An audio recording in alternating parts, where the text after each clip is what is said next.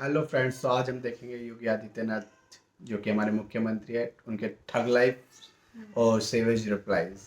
तो video start करते हैं और एंजॉय करेंगे। तो सब्सक्राइब और चैनल पर नए हो तो सब्सक्राइब करना। तो वीडियो स्टार्ट करते हैं और एंजॉय करते हैं। हर मुसीबत का सामना करने वाला एक शेर इस घर में पैदा हुआ है। तो स्टार्टिंग से दिखा रहा हूं। अभी तक लीडर पैदा हुए हैं, रूलर पैदा हुए हैं, लेकिन फर्स्ट टाइम इतिहास को रचने वाला पैदा हुआ है। अपनी तकलीफ लेकर जो आता है उसे मैं सीने से लगाता हूँ, अपने स्वार्थ लेकर आता है उसे मैं अपनी जूते की नोक पर रखता हूँ। 15 मिनट के लिए पुलिस को हटा लो, बता लेंगे किसमें हिम्मत है, कौन ताकत है। तू तो बिना एड्रेस बिना स्टैम्प का एक खाली लिफाफा है और मैं तलवार की नोक पर राज करने वाला पावर हूँ। कौन मौलाना हैदराबाद से बोलता है, कौन कहां से बोलता है, इसलिए बहुत चिंता मत करिए, क्योंकि बकरे की अम्मा कब तक खैर मनाएगी आप देखते रहिए बस। तेरा बाप आया।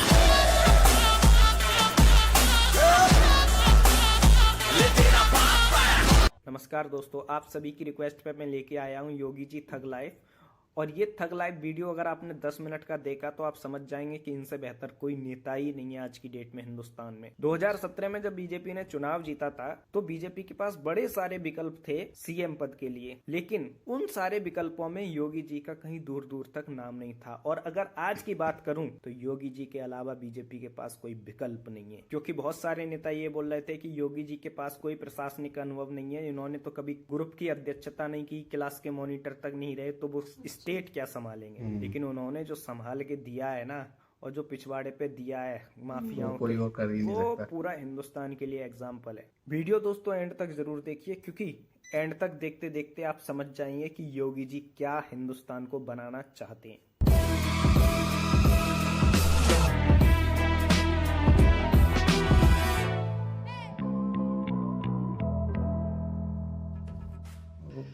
आपको कोई एक थप्पड़ मार दे, आप उसके सामने आपकी प्रतिक्रिया क्या होगी? आप तत्काल उसका प्रतिकार करेंगे। अगर आपके पास क्षमता है आप उसको पटकेंगे, वहां पे एक घूंसा जरूर मारेंगे। क्षमता नहीं होगी, आप कमजोर होंगे तो आप भाग खड़े होंगे। आप घर में भी नहीं बताएंगे किसी ने मुझे मारा है। मैं जानता हूं तो लोग कहेंगे कि आप कानून बनाने वाले सांसद उकसा रहे हैं। कानून मानवों के लिए होता है, दानवों के लिए नहीं। जो दानव प्रवृत्ति के हैं उनको उनकी भाषा में जवाब देना चाहिए। ऐसा नहीं है कि यूपी में राम राज्य स्थापित। कल ही कानपुर में एक पत्रकार की हत्या हुई। अब तक एनएचआरसी का डेटा कहता है कि 433 इनकाउंटर मौतें हुई। 21वीं सदी में इतनी इनकाउंटर मौतें। आप कहते हैं कि या तो जो अपराधी हैं वो जेल में जाएंगे या यमराज के पास जाएंगे। ये क्या बात है? तो मैं क्या अपराधियों की आरती उतारूं?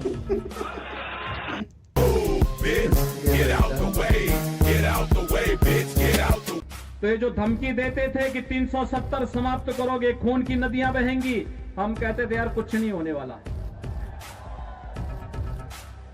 ये लोग कहते थे राम मंदिर के मुद्दे पर अगर फैसला हुआ खून की नदियां बहेंगी। मैं कहता था देखो भाई, कुछ एक मच्छर भी नहीं मरने वाला है, कुछ नहीं होगा। न्यायालय मेरिट के आधार पर फैसला करे, फैसले को लागू हम करेंगे। और किसी के माई के लाल पे हिम्मत है उत्तर प्रदेश में उपद्रव करके दिखा दे।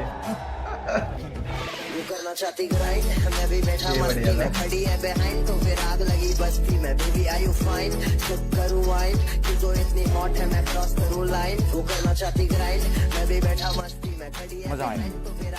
क्या आप कैमरे पे वंदे मातरम बोल सकते हैं? वो हम नहीं कह सकते, हमारे बड़े लोग ने मना किया है। टीवी में सुनाता ये बोल नहीं सकते। और वंदे मातरम कह देगा तो वो चलेगा नहीं मुसलमान को, वो सर कटा सकता है लेकिन वो बात नहीं करेगा। कुछ आतंकी कुछ षड्यंत्र कर रहे थे, लेकिन आपने उनको यहीं पे पकड़ लिया। वैसे वे उत्तर प्रदेश में घुसते तो मैं उनको उत्तर प्रदेश की सीमा पे निपटा देता।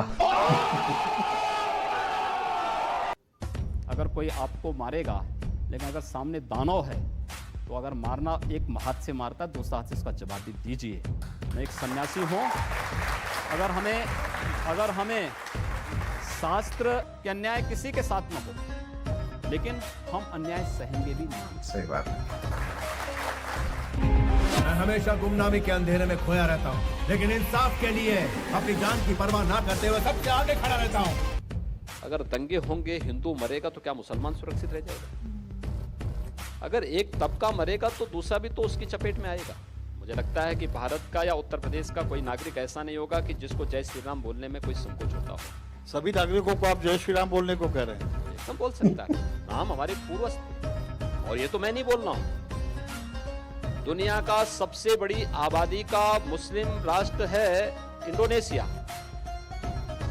और इंडोनेशिया में आई कि एक शहीद के घर आप गए थे। आप पहुंचे, उसके पहले उसके घर में एसी लगा दिया, सोफे लगा दिए, टेबल लगा दी, कालीन लगा दिया।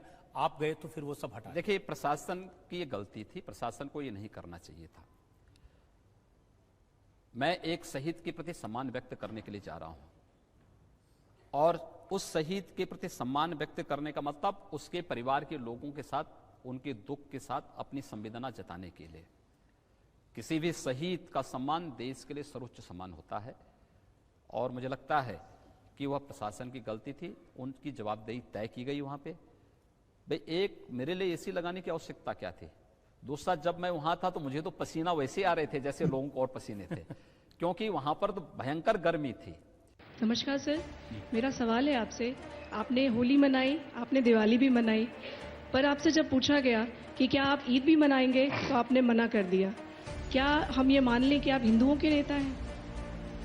देखिए, मैं मुख्यमंत्री तो पूरे प्रदेश का हूं, 22 करोड़ जनता का मुख्यमंत्री हूं, लेकिन मेरी व्यक्तिगत आस्था भी है। और व्यक्तिगत आस्था ये, मैं वो पाखंड नहीं कर सकता कि घर के अंदर हनुमान चालीसा का वाचन करूं और बाहर जाकर टोपी लगा करके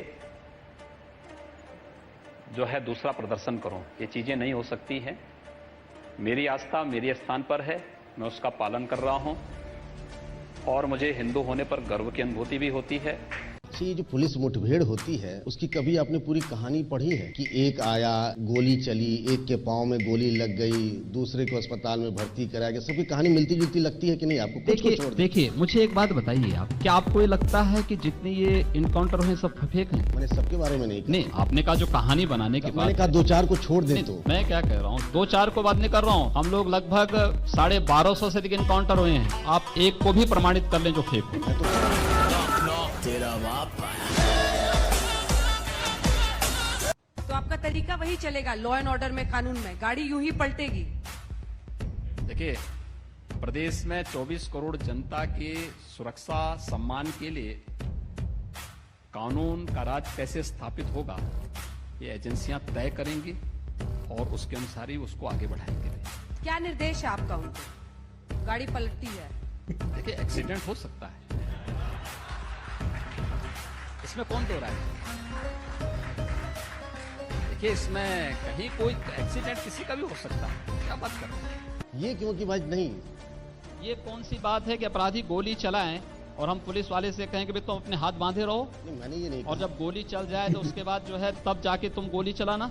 मैंने ये नहीं। कौन सी बात हुई? अगर सामने से गोली चल रही है तो पुलिस को पूरा अधिकार है कि गोली का जवाब वो गोली से दे। गोरखपुर को हिंदुत्व की लेबोरेटरी पर रख दिया है। आप अलीनगर का नाम आर्यनगर रख देते हैं, उर्दू बाजार का हिंदी बाजार। ये कहाँ जाके रुकेगा आपका? बिल्कुल होना चाहिए, क्यों नहीं होना चाहिए। अतीत के गौरव के साथ वर्तमान को जुड़ना चाहिए। अली से गोरखपुर का मतलब कहां से है? आर्यों से है। उस अतीत के गौरवशाली पलों के साथ अगर वर्तमान समाज जुड़ता है तो मुझे लगता है कि उसके सामने ढेर सारी संभावनाएं होंगी। हम किसी संकीर्ण दायरे में चलने की बजाय हाईवे पे चलें, और हाईवे पे चलने के एक रास्ता तैयार किया जा रहा है। आप पर छत्रीवाद का और पता नहीं कौन कौन से बात का इल्जाम लगाते हैं। जो हम लोग जातियों का तमगा लेके, कथित श्रेष्ठता लेकर घूमते रहते हैं, उससे मुक्त हो। वो डोम राजा का प्रसंग बताएं, कैसे घटा, क्या हुआ? देखिए, आपको मुझे लगता है कि जिसकी जितनी बुद्धि होगी उतना ही सोचेगा। तेरा बाप। सिर पे टोपी पहन देने से धर्म नहीं हो जाता है।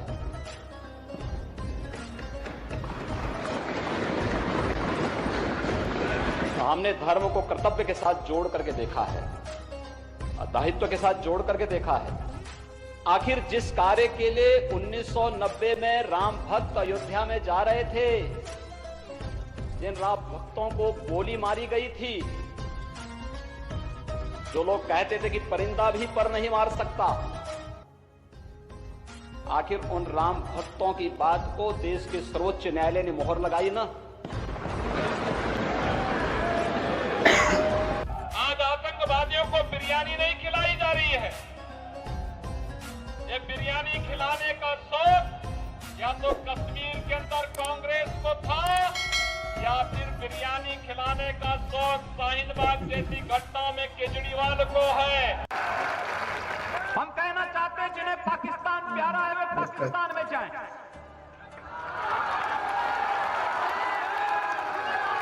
जिन्हें पाकिस्तान अच्छा लगता है पाकिस्तान चले जाएं। हम उसको रोकेंगे नहीं, अगर वो चाहेगा तो उसको जाने का किराया भी मुहैया करा देंगे।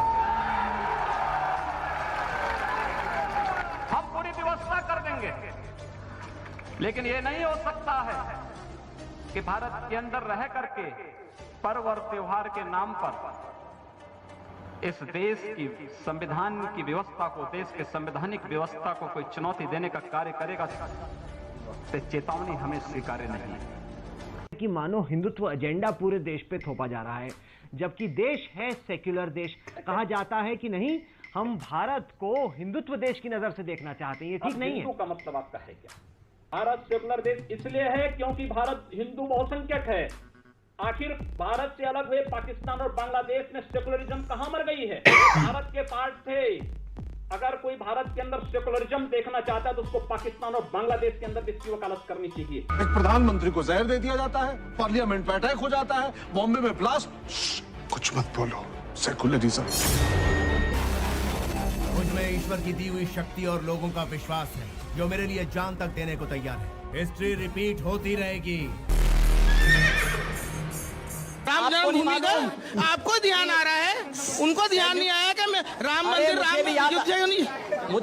मुझे भी याद आ रहा है जी। आपको ये भी याद रखना चाहिए कि इस देश में चंद्रगुप्त को भी किसी सेल्यूकस ने अपनी कन्या दी थी और राणा कुंभा को भी किसी मुस्लिम फकीर ने अपनी कन्या दी थी। बिल्कुल दी तो होगी। याद रखना, हिंदू इन सब चीजों को नहीं करता है। अजी मैं ये कह रहा हूँ करते नहीं, मैं कह रहा हूँ महारानी ने क्यों नहीं राम जन्मभूमि के लिए राजा से, मुसलमानों ने यहाँ 700 साल हुकूमत की है। अगर धर्म परिवर्तन का ये जो आप कह रहे हैं तो ये सारे यहाँ मुसलमानों के, कोई हिंदू नहीं होता। मुसलमानों ने हमेशा ही प्यार और मोहब्बत से काम लिया है और हम भी उसी में से हैं, हम भी हिंदुओं में से हैं। हम कोई वो नहीं है। ये जजिया कर किसने लगाया था? आप जी एक बात बताऊं मैं आपको, आप मुझे बात बताइए, आपके 3 पीढ़ी 4 पीढ़ी पूर्व आप लोगों को पूर्वज भी हिंदू रहे होंगे। आपको अपना डीएनए जांच कराना चाहिए, किसी हिंदू का डीएनए निकलेगा। योगी जी को जेल जाना चाहिए, मोदी जी को जेल जाना चाहिए, हमारे बीच से एक दर्शक ने कहा था। तो मैं कहना चाहता हूं जो सांप्रदायिकता को सबसे ज्यादा बढ़ावा देते हैं उनका नाम है ओवैसी। तो ओवैसी को भी तो जेल में डालना चाहिए, ओवैसी को भी तो जेल में डालना चाहिए। आपको जो है इन्होंने जो बात कही है, मुझे लगता है कि इस प्रकार के जिहादी उन्मादियों का नाम ही लेना अपने आप में पाप है, इसलिए इन पापों का नाम मत लीजिए, जाने दीजिए, उसको छोड़ दीजिए। समझा देना उसको, सेंट्रल में हो या स्टेट में, रूलिंग में हो या ऑपोजिशन में, देश में हो या विदेश में, जुल्म के खिलाफ मुझे ही पाएगा। यार तो वीडियो देख के काफी मजा आ गया। जो रिप्लाईज दिए थे योगी जी ने तो काफी ही सही थे, एक से एक बढ़कर। कहीं जो भी आता था ना, जो उसका रिप्लाई जो आता था तो सामने वाला जो चुप हो जाता था उसको रिप्लाई देखे, क्योंकि योगी जी जो है ना रिप्लाईज इतने तगड़े वाले देते हैं ना कि सामने वाले को मौका ही नहीं मिलता उसके बाद उसको बोलने का। और जिस तरह से वो इस वक्त अपने आप को एक पावर, मतलब उनकी बातों से एक जो एग्रेसिव निकलता है तो मतलब वो दिखता है। और मुझे ऐसा लगता है कि यार ऐसी होती है कि सामने वाला चुप ही हो जाता है। और काफ़ी एक नेता जो है ना, मतलब इसी तरह के होने चाहिए। मतलब योगी जी मुझे पर्सनली बहुत ही ज़्यादा पसंद आए अपने उत्तर प्रदेश के जो भी मुख्यमंत्री। मैं चाहता हूँ कि यार जब तक योगी जी रहेंगे तो मतलब कि उत्तर प्रदेश का कुछ ना कुछ उद्धार तो जरूर हो जाएगा। तो यार मोदी जी और योगी जी की सबको पता है कि जोड़ी काफ़ी एक नाम हो चुका है जोड़ी का, कि योगी जी और मोदी जी, योगी और मोदी, मतलब हर जगह ये हो रहा है। तो गाइस आप बताना कमेंट में कि आपको कैसी लगी वीडियो और कैसे लगे योगी जी के ठग मूवमेंट्स और रिप्लाईज, सेवेज रिप्लाईज। तो यार बताना कमेंट में। वीडियो अच्छी लगे तो लाइक भी करना और चैनल पे नहीं हो तो प्लीज़ सब्सक्राइब भी करना। तो मिलते हैं नेक्स्ट वीडियो में, आज के लिए इतना ही।